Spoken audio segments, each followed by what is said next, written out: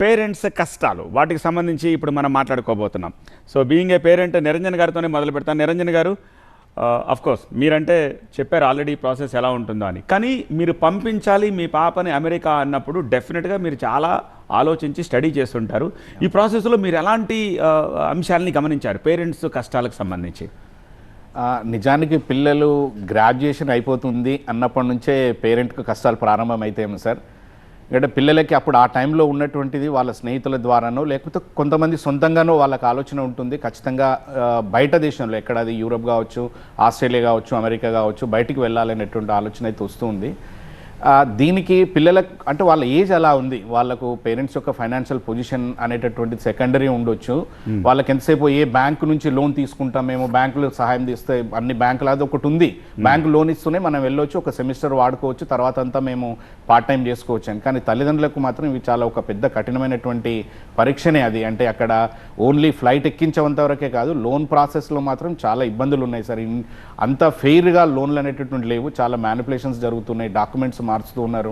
మొత్తానికైతే లోన్ సాధించిన తర్వాత కూడా అక్కడికి వెళ్ళాలి పంపించాలి అని అంటే మాత్రం చాలా ఎలా ఉంటుందో ఏమో తెలియని దేశం, వేల కిలోమీటర్లు, మంచి చెడు ఎవరు చూసుకునే వాళ్ళు ఉండరు, కాబట్టి ఎలా ఉంటుందో అనేటటువంటి పరిస్థితుల విషయంలో మాత్రం యాజ్ ఏ పేరెంట్గా మాత్రం పోయి ప్రతి నిమిషం ప్రతిరోజు చలో పంపించడం ఒక్కరోజే కాకుండా ప్రతిరోజు కూడా ప్రతినిత్యం కూడా మైండ్లో మాత్రం ఒక బ్లాక్ ఉంటుంది. అయ్యో పిల్లలు ఎలా ఉన్నారో, ఏం జరుగుతుందో అనేటటువంటిది ఒక టెన్షన్ అయితే తప్పనిసరిగా ఉంటుంది. రాహుల్ గారు, మీరు ఎప్పుడైనా గమనించారా ఇక్కడ పేరెంట్స్ పడుతున్న కష్టాలు ఈ ప్రాసెస్లో వీళ్ళని ఎక్కడి నుంచి పంపించడానికి? కొద్దిగా రియాలిటీ టచ్లో ఉండరండి ఇక్కడ పేరెంట్స్. అక్కడ స్టూడెంట్స్ ఉండే పరిస్థితి, పేరెంట్స్ రియాలిటీ టచ్ ఉండరు. ఇక్కడ ఏదైనా పెళ్ళికి రమ్మంటారు, కజిన్ పెళ్ళికి రమ్మంటారు, అక్కడ ఓపీటీ మీద ఇక్కడికి రావాలంటే చాలా కష్టం, ఎందుకంటే అది అన్ఎంప్లాయ్మెంట్ కింద కౌంట్ అయింది.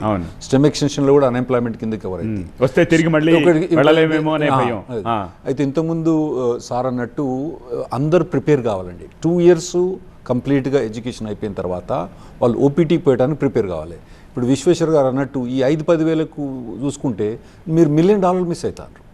ఎందుకంటే ఇన్ని పని చేసినా మీరు సంపాదించేది 5-10 వేల కన్నా ఎక్కువ సంపాదించలేరు, మీకు సేవింగ్ కూడా ఎక్కువ కాదు. మనకు ఐటీ ప్రొఫెషన్స్లో ఎంతమందికి జాబులు వచ్చినాయి? అక్కడ ప్రొఫెషన్ అయిపోయిన తర్వాత 95% జాబ్స్ వచ్చినాయి ఐటీ ప్రొఫెషన్స్. ఎంత సంపాదిస్తున్నారు వాళ్ళు? ప్రతి ఒక్కరు కోట్లనే సంపాదిస్తున్నారు, ప్రతి ఒక్కరు. ఎవ్రీ ఫ్యామిలీ ఇద్దరు పెన్లామ్మవాడు ఉంటే కోటి కన్నా ఇన్కమ్ ఎవరికి తక్కువ లేదు. మన per capital income, average per capital income మన ఇండియన్స్ది అక్కడ ఉన్న అమెరికన్స్ కన్నా డబుల్ కన్నా ఎక్కువ ఉంది మనది. డాక్టర్ మణిపవిత్ర గారు, ఇక్కడ పేరెంట్స్ ఎన్ని కష్టాలు పడి పిల్లల్ని పంపిస్తూ ఉంటారు కదా, వాటి గురించి ఏం చెప్తారు మీరు? మన పేరెంట్స్ ఆలోచన విధానం మారాలి అండి. ఎందుకు అంటే మనం ఎంతసేపు ఎక్కడో వెళ్ళి ఏదో చేసేస్తారు అనే ఊహాలోకంలో బతుకుతారు. అంటే వీళ్ళు కష్టపడతారు కానీ పిల్లలు కష్టపడకూడదు అనే ఆలోచన విధానం మారాలి. ఇప్పుడు ఎవడన్నా పిల్లలు సక్సెస్ఫుల్ అవ్వాలి అంటే ఒక ఫేజ్ ఆఫ్ కష్టం ఇండియాలో అయినా అమెరికాలో అయినా ఎక్కడైనా కష్టపడాల్సిందే. బట్ అదే అమెరికాలో ఎడ్యుకేషన్ కి ఎన్ని శేఖర్ గారు అదే అంటున్నారు కదా, ఇక్కడ పడట్లేదనే కదా శేఖర్ గారు బాధ. అక్కడికి వెళ్తే పడాల్సి వస్తుంది కాబట్టి పడతారు కాబట్టి. సో మనం ఏం చేస్తామంటే అక్కడ ఎన్ని లక్షలు పోసినా అక్కడికి వెళ్ళిపోతే జాబ్ ఏదో గ్యారంటీ కింద వీళ్ళు ఇక్కడ తీసుకుని పంపిస్తున్నారు. But there are no guarantees in life. మనం ఆ గ్యారంటీ అని ఆలోచించి మనం పెడుతున్నాం కాబట్టి ఆ గ్యారంటీని మీట్ కావట్లేదు కాబట్టి ఇక్కడ ఇబ్బంది అనేది మనకి మొదలైంది. సో ఈ పాపంలో తల్లిదండ్రుల పాత్ర కూడా ఉందంటారు. తల్లిదండ్రుల ఆలోచన విధానమే నా పాయింట్ ఏంటంటే, అంటే ఇప్పుడు వరకు వర్క్ అయింది, ఇప్పుడు వర్క్ అవ్వని పరిస్థితి వస్తుంది. మరి మార్చుకోవాలి. సరే, ఇప్పుడు ఆ కష్టాలు రెట్టింపు అవుతాయిగా తల్లిదండ్రులకి. ఇప్పుడు వాళ్ళు నిజంగానే సరే ఒక 10% మంది, సార్ అన్నట్టు 2% అండి, 10% మంది సరే నాన్న నువ్వు కొద్ది రోజుల పాటు లేకపోతే నీ చదువు అయ్యేంత వరకు ఎక్కడ ఏమీ చేయకు, చదువుకో, నేనేదో చేసి పంపిస్తాను నీ సర్వైవల్ కోసం అని అన్నారే అనుకోండి. ఇప్పుడు ఇక్కడ పేరెంట్స్ కష్టాలు రెట్టింపు అవ్వవా? అవుతాయి. పంపించాలిగా నెల నెల వాళ్ళ ఎగ్జిస్టెన్స్ కోసం.